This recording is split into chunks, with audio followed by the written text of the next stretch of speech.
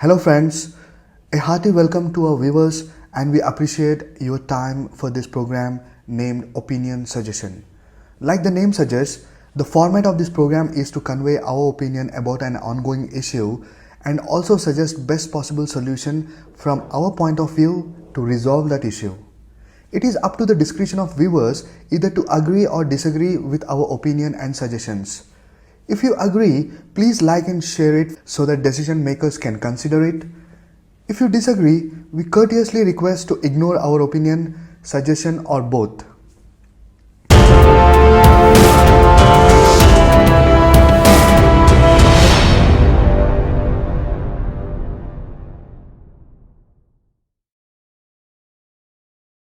Hello friends, welcome back to our new episode about the topic Cronyism and Sychophancy. Let us first understand the meaning of these words. Cronyism means the situation in which someone important gives jobs to friends rather than to independent people who have necessary skills and experience.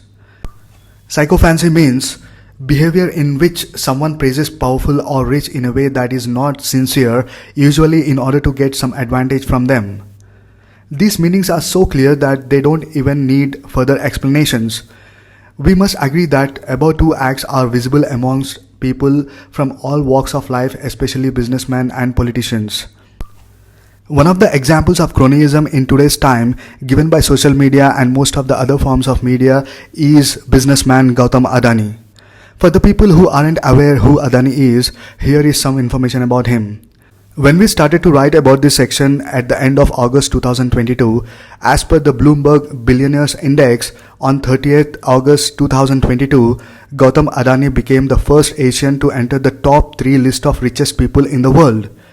He was holding third position and was trailing Tesla CEO Elon Musk and Amazon founder Jeff Bezos. When we were finishing this section little late, as on 18 September 2022, Mr. Adani rose to number 2nd position in the list of richest people across world as per Bloomberg Billionaires Index. So, it means he is the richest man of India, in fact complete Asia. Question is, how many of us knew Adani before 2014? How many Gujaratis knew Adani before 2002?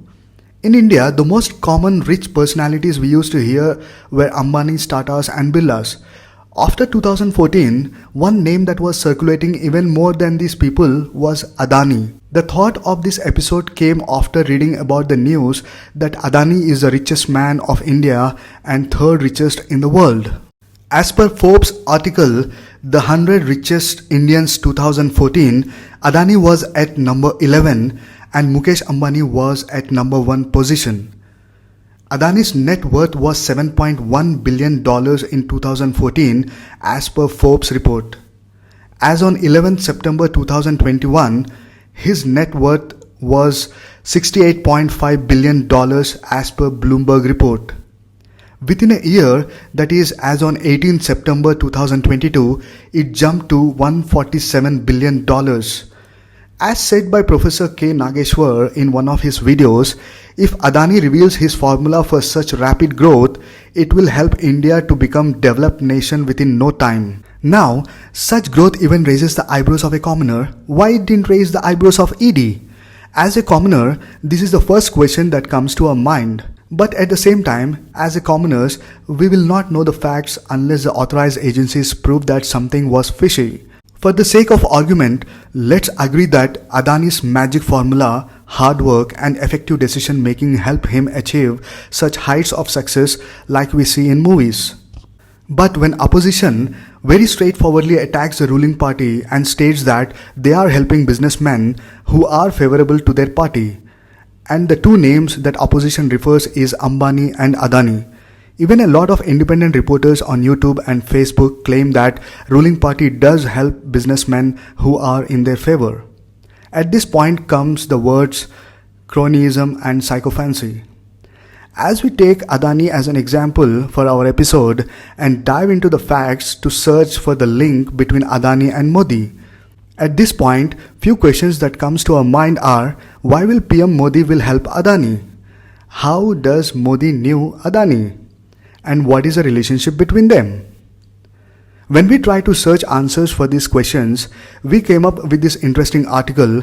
It was written by Aditi Roy Ghatak and was published on 27 June 2017 in Climate Home News website.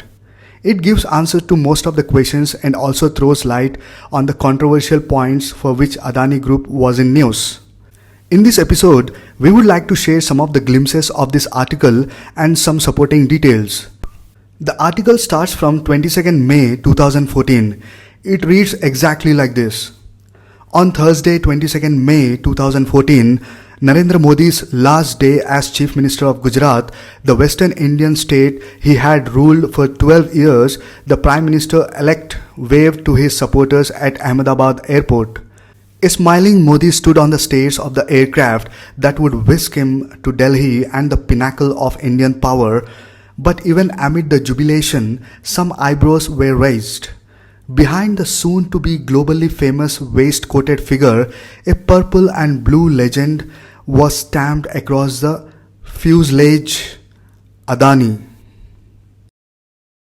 As Chief Minister, Modi had flaunted norms and processes unapologetically, but even some followers and bhakts, also known as devotees, were embarrassed by his open display of cronyism with fellow Gujarati and trader-turned-tycoon Gautam Adani, whose remarkable ascension to power and pelf has run parallel with Modi's own rise to the top. Those familiar with Modi's standard electioneering procedure knew that every day of his iconoclastic campaign, Modi had taken off from Ahmedabad in an EMB 135BJ, an Embraer business jet, to address rallies across the country. The plane was owned by Karnavati Aviation, a company in the Adani Group. Modi's old friend ensured the man he wanted to be India's Prime Minister came home to rest each night. Further, this article gives the below information. Despite India's formal position and even as Modi throws himself behind the Paris Agreement, Adani is adamant he is going to construct an enormous coal mine in Australian outback. In this, he has the Prime Minister Modi's blessing. We see Adani as a flagship project, an Indian trade official told the Canberra Times in April. The State Bank of India has signed a memorandum of understanding with Adani for a $1 billion loan to the project.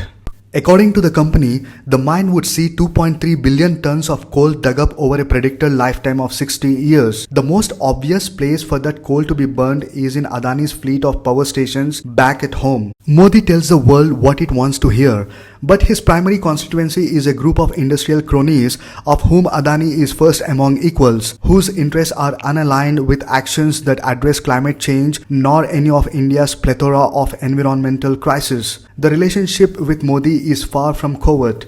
Adani, along with some other businessmen, regularly accompany the Prime Minister on state visits.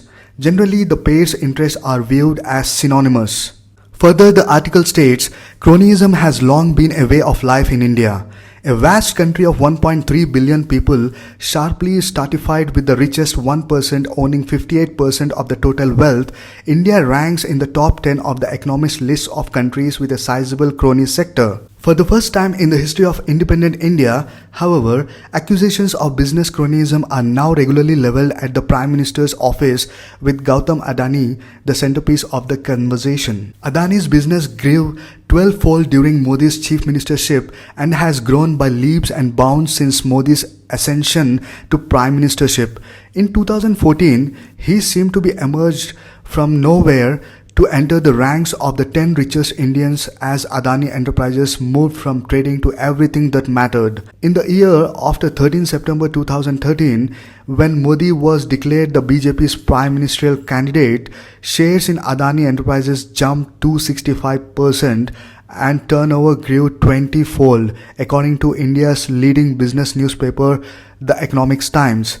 The Adani's personal wealth grew 152% in 2014. In an interview with Reuters, given a month before Modi won the prime ministership, Adani said, "Crony capitalism should not be there. I definitely agree with that. But how you define crony capitalism is another issue.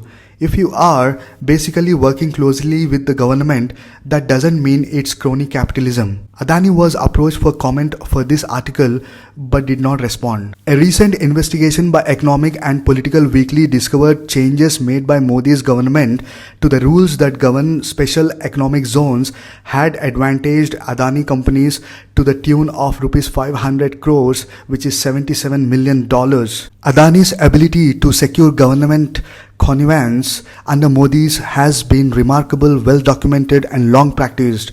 Leases of state land in Gujarat to Adani companies approved by Modi's state government in the 2000s have attracted strong criticism. Adani reportedly attained the leases for as little as 1 cent per square meter, then sublet it to other companies for up to $11 per square meter. But Adani failed to see a problem, claiming his companies had improved the properties. You can say very well that land has been given to Adani, he told Reuters. So what? Has Adani taken away land and not developed anything? In return, Modi has enjoyed Adani's unflappable support.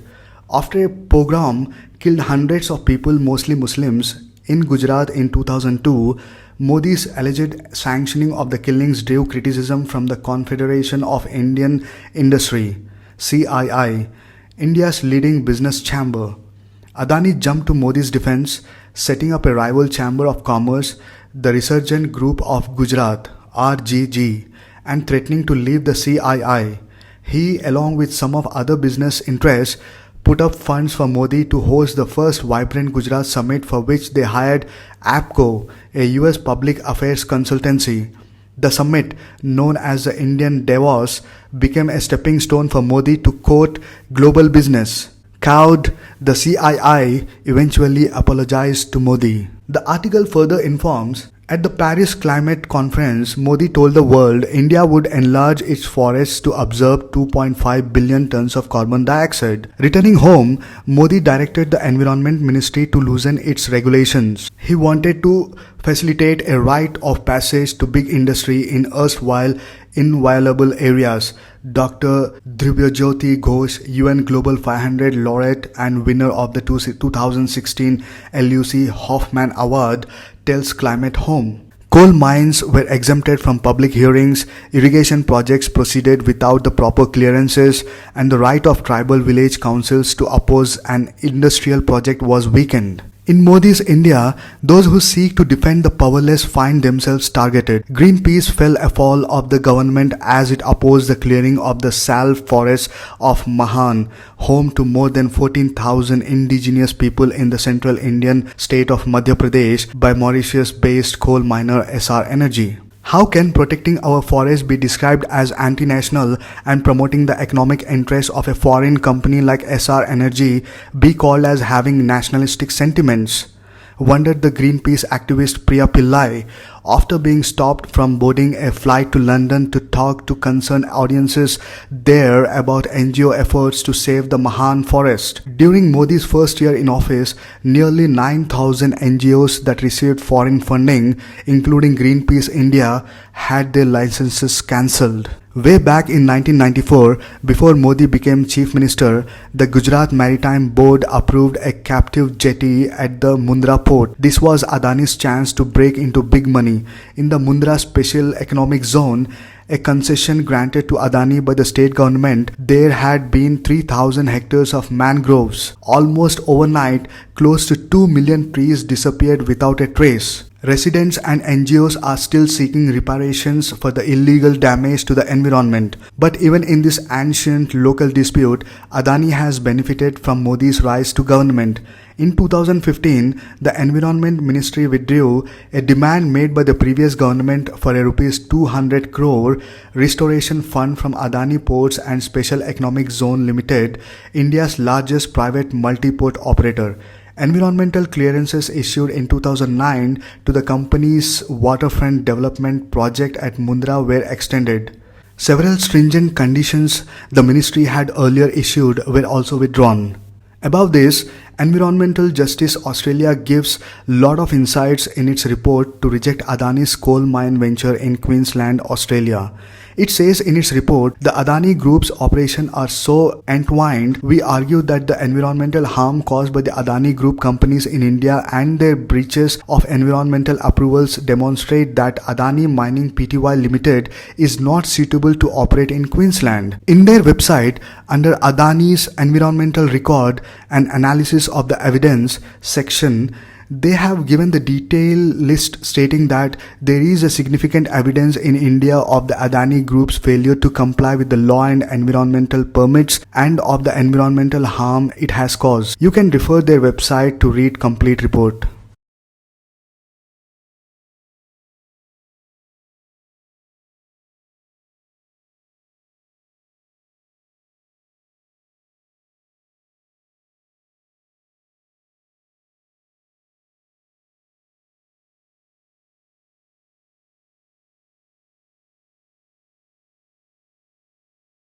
Sychophancy.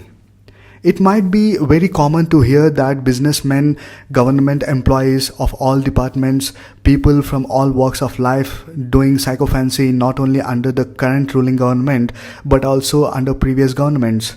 But it had crossed limits when one of the main pillars of democracy, media, came into this race.